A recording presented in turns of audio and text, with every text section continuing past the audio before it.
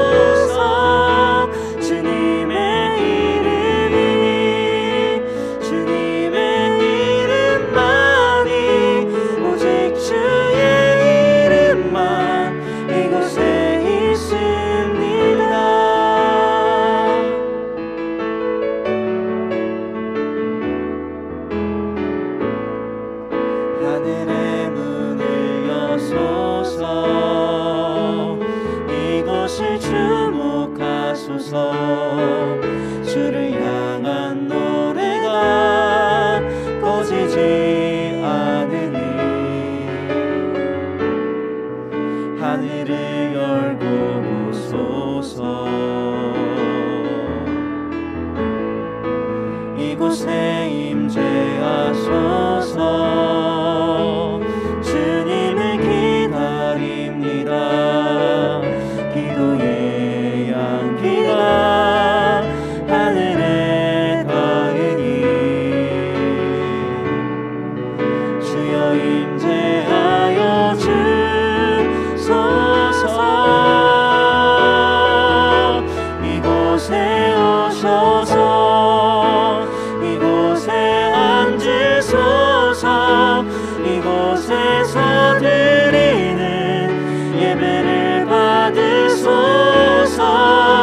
주님의 이름만이 오직 주의 이름만 이곳에 있습니다. 이곳에 오셔서 이곳에 앉으소서. 이곳에서 드리는 예배를 받으소서. 주님의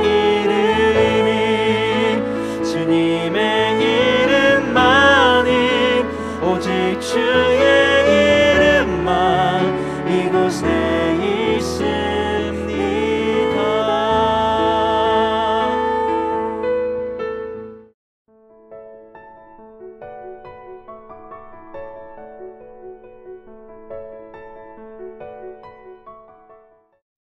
이에 모든 이스라엘 자손이 단에서부터 브엘세바까지와 길르앗 땅에서 나와서 그 회중이 일제히 미스바에서 여호와 앞에 모였으니 온 백성의 어른 곧 이스라엘 모든 지파의 어른들은 하나님 백성의 총회에 섰고 칼을 빼는 보병은 40만 명이었으며 이스라엘 자손이 미스바에 올라간 것을 베냐민 자손이 들었더라. 이스라엘 자손이 이르되 이 악한 일이 어떻게 일어났는지 우리에게 말하라 하니 레위 사람 곧 죽임을 당한 여인의 남편이 대답하여 이르되 내가 내 첩과 더불어 베냐민에 속한 기브아에 유숙하러 갔더니 기브아 사람들이 나를 치러 일어나서 밤에 내가 묵고 있던 집을 에워싸고 나를 죽이려 하고 내 첩을 욕보여 그를 죽게 한지라. 내가 내 첩의 시체를 거두어 쪼개서 이스라엘 기업에 온 땅에 보냈나니 이는 그들이 이스라엘 중에서 음행과 망령된 일을 행하였기 때문이라. 이스라엘 자손들아 너희가 다 여기 있은즉 너희의 의견과 방책을 낼지니라 하니라. 안녕하세요. 오늘 말씀은 어제 이어서 이스라엘 가운데 일어났던 참혹한 사건의 그 뒷이야기입니다. 기브아에서 자기의 첩이 죽은 후 레위인은 그 첩의 시신을 12덩이로 마디를 잘라서 토막을 내어서 온 이스라엘에 보내었습니다. 그것을 받아본 이스라엘 백성들은 큰 충격에 빠졌지요. 짐승의 고기도 아닌 사람의 시신을 그들이 그렇게 받아보게 될 줄은 누구도 몰랐을 것입니다. 억울하게 죽임을 당한 한 여인의 시신을 받아보고서 이스라엘 자손들은 미스바에 모여들었습니다. 본문에는 단에서부터 브엘세바까지라는 표현이 나오는데 이것은 가나안 땅의 가장 북단에 있는 단 그리고 가장 남단에 있는 브엘세바라는 지명을 통해서 이스라엘 전체가 모여들었음을 말해줍니다. 또한 길르앗 땅에서도 왔다라고 표현되어 있는데 길르앗 땅은 요단강 동편이에요. 그러니까 요단강 동편의 지파들도 이 일의 심각성을 느끼고 회합에 참여했음을 알려줍니다. 그렇게 해서 모인 사람들이 남자만 40만 명이었어요. 근데 이렇게 모인 사람들이 부르는 호칭이 칼을 빼는 보병이 40만이었다 이렇게 표현합니다. 그것은 이 일이 칼을 빼는 일, 곧 전쟁으로 이어질 수 있는 사건임을 말해주고 있어요. 이들은 모여서 이 사건의 전말에 대해서 알고자 했습니다. 그래서 시신을 보냈던 사람, 현장에 있던 레인에게 묻습니다. 레인은 자기에게 일어났던 일을 하나 둘씩 얘기하는데 오늘 본문의 5절이 그가 한 말의 핵심이에요. 우리 한번 같이 읽어볼까요? 5절 읽겠습니다. 기브아 사람들이 나를 치러 일어나서 밤에 내가 묵고 있던 집을 에워싸고 나를 죽이려 하고 내 첩을 욕보여 그를 죽게 한지라. 여기 나온 레인의 말을 얼핏 보면 별로 틀린 말이 없어 보입니다. 하지만 세부 내용을 살펴보면 그렇지가 않아요. 레인은 기브아 사람들이 자기를 동성애, 남색의 희생물로 삼으려 했던 것이라고 말하지 않고 자기를 치고 죽이려 했다라고 말합니다. 그건 사실이 아니죠. 또 레인은 자신의 안전을 위해서 스스로 첩을 붙잡아서 넘겨서 주었음에도 불구하고 그 당시의 상황을 왜곡하고 자기의 생명도 위험해서 도저히 자기가 첩을 지킬 수가 없었다라는 식의 왜곡된 증언을 하고 있습니다. 물론 첩의 죽음에는 기브아 사람들의 잘못이 절대적이죠. 기브아 사람들이 애초에 남색을 하기 위해서 그 집을 둘러싸고 협박한 것부터가 문제였습니다. 그러나 레인이 말한 것, 곧 첩이 윤관당에서 죽은 일을 자신과는 직접 관련되지 않은 상황이냐. 저놈들만 죽일 놈이야 라고 말하면서 기브아 사람들의 악행에 대해서만 말하는 것은 분명 한편으로 치우쳐진 왜곡된 증언이죠. 이 증언을 들은 이스라엘 사람들은 그 말을 듣고 분노하면서 일에 대한 방책을 내자라고 머리를 모읍니다. 그런데 여러분 이 이야기는 뭔가 문제가 있어요. 왜냐하면 성경은 어떤 일에 대해서 사실을 확증하기 위해서는 반드시 두세 사람의 증인을 세우라고 명하고 있거든요. 어떤 사건에 대해서 한편의 얘기만 들으면 그 사건의 진실이 온전히 드러나지 않습니다. 어느 편에 서 있느냐에 따라서 같은 사실이더라도 결이 달라지고 뉘앙스가 달라지기 때문이죠. 그런데 이스라엘 백성들은 자신들의 회합에 베냐민 사람들을 부르지 않았고 사람을 보면서 그들에게 전후의 내용을 확인받지도 않았습니다. 이것이 문제였어요. 성경에 오늘 사사시대 이 사건이 일어나기 전에 이와 아주 비슷한 사건이 한 번 있었습니다. 과거 여호수아 때 요단강 건너편의 세 지파가 요단 언덕에 큰 제단을 쌓았다는 소문이 이스라엘 전역에 들려왔어요. 이스라엘 자손들이 이번처럼 모여가지고 요단 동편의 세 지파가 저지른 그 일에 대해서 알고자 했습니다. 실제 현장에 왔더니 정말 제단이 높이 쌓여 있는 거예요. 성소가 아닌 곳에 제단이 쌓여 있다는 것은 하나님께서 가증히 여기시는 우상 숭배를 의미하는 것이었고, 이것은 이스라엘 전체의 타락으로 이어질 수도 있는 것이었기에 그들은 이 일을 가지고 분개하면서 싸움을 준비합니다. 하지만 그때 이스라엘 백성들은 감정적으로 그 일에 대응하지 않고 제사장이었던 비느하스를 보내서 유다 동편의 길라 땅에 가서 그들의 수령들을 모아서 이 일을 가지고 함께 논의를 합니다. 왜 이런 일이 일어났는지, 왜 제단을 쌓았는지 시시비비를 따졌던 것이죠. 여호와 하나님을 따르는 데서 돌이켜서 제단을 쌓아서 우상 숭배하는 것이 아니라 이것은 오히려 우리가 하나님의 백성됨, 우리가 요단 동편에 있다고 하나님의 땅에 유법이 없는 자들이 아니라 우리들도 하나님의 선택한 백성임을 알리기 위한 증거물로 그것을 세웠다는 것을 알게 되자 이 사건은 아주 화기애애하게 화해하면서 즐겁게 찬송하면서 끝나게 됩니다. 이 두 사건이 매우 비슷하지 않습니까? 둘 다 이스라엘 모든 지파들이 그들 중에 있는 죄악을 제거하여 버리겠다는 굳은 의지로 모였어요. 그리고 전쟁도 불사하겠다는 어떤 그런 태도에서도 굉장히 유사합니다. 하지만 차이가 있다면 한 사건은 오해에서 비롯된 것이었고 다른 한 사건은 실질적인 범죄가 있었다는 것이죠. 더 큰 차이는 결과였어요. 여호수아 때는 세 지파가 반역한 것으로 여겨서 자칫 엄청나게 큰 싸움으로 번질 수 있는 상황이 서로 향한 이해에서 즐거워하면서 서로 축복하면서 마무리가 되었다면 오늘 본문의 사건은 아주 작은 한 마을에서 몇 명의 불량배로 인해서 일어난 문제가 이스라엘의 한 지파 베냐민이 멸문하기에 이르기까지 되는 아주 참혹한 상황까지 이르렀다는 거예요. 여기선 찬송으로 끝났지만 여기선 이스라엘 전체가 통곡하고 애통하는 것으로 끝나게 됩니다. 그리고 이 지파를 복원하기 위해서 또다시 납치와 살인이 이어지는 또 다른 죄악으로 연속되죠. 이 둘 사이의 큰 차이는 이 사건을 처리하는 과정에서 이유가 있었어요.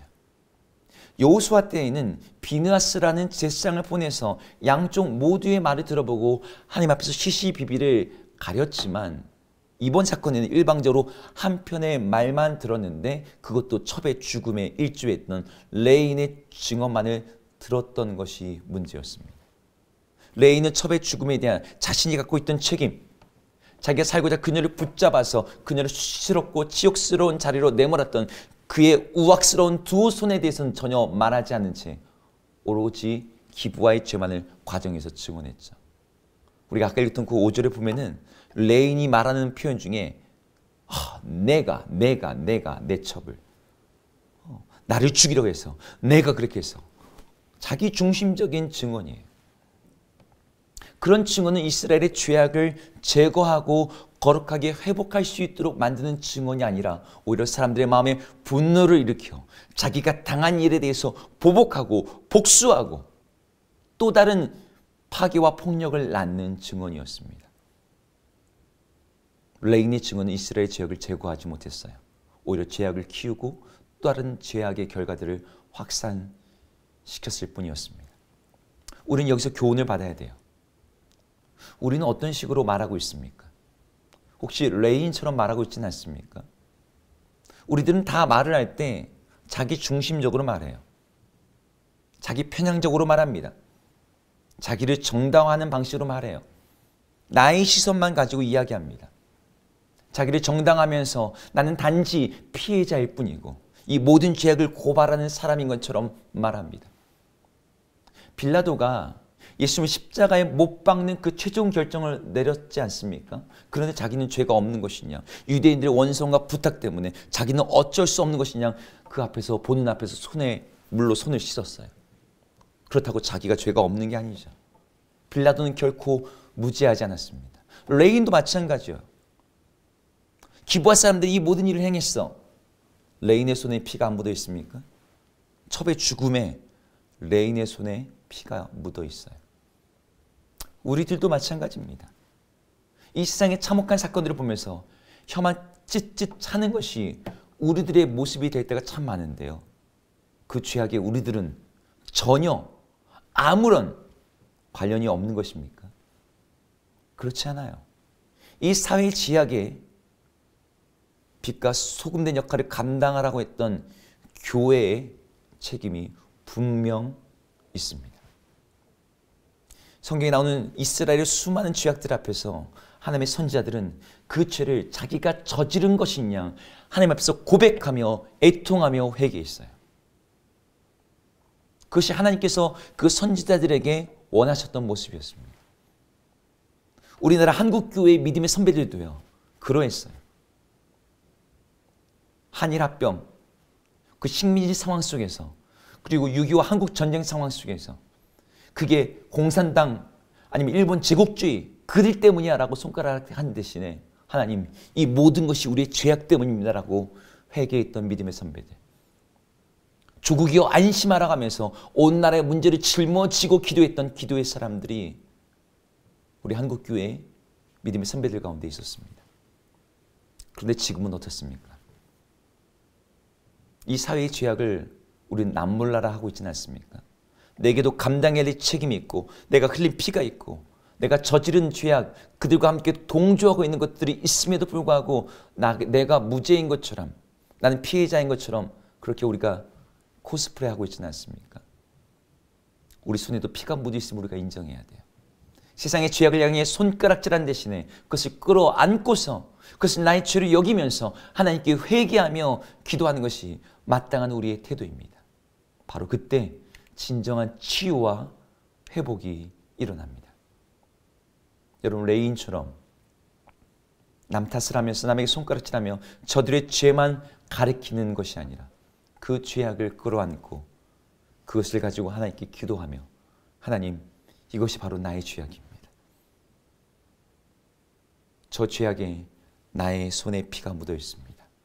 주님, 우리를 불쌍히 여겨 주옵소서라고 함께 회개하며 기도할 때 하나님께서 이 땅 가운데 진정한 치유와 회복을 일으키실 것입니다.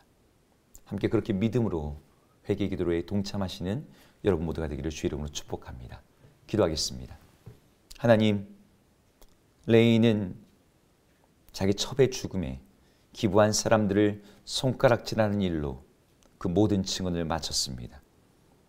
그 증언으로 인해서 이스라엘은 또다시 피를 흘리게 되었고, 죄악이 해결되고 제거된 대신에 또 다른 죄악들과 죄악들이 그들 가운데 더 참혹한 결과만을 낳게 되었습니다. 하나님, 우리도 레인과 비슷한 태도 있지 않습니까? 내가 당한 일, 내가 억울한 일, 이 사회의 죄악된 일을 향해서 손가락질하면서 혀만 찢찢 차고 있는 모습이 우리들은 아닙니까? 하나님, 그 죄악을 내가 함께 품고 끌어안고서 마치 이것이 나의 죄악입니다라고 함께 회개했던 선지자들과 같이 그 죄악들로 애통해하며 주님의 사심과 용서를 구하는 저희들 되게 하여 주옵소서. 우리를 고치시는 그 하나님의 은혜만을 바라봅니다. 예수님 이름으로 기도드립니다. 아멘. 함께 주기도문 하시겠습니다.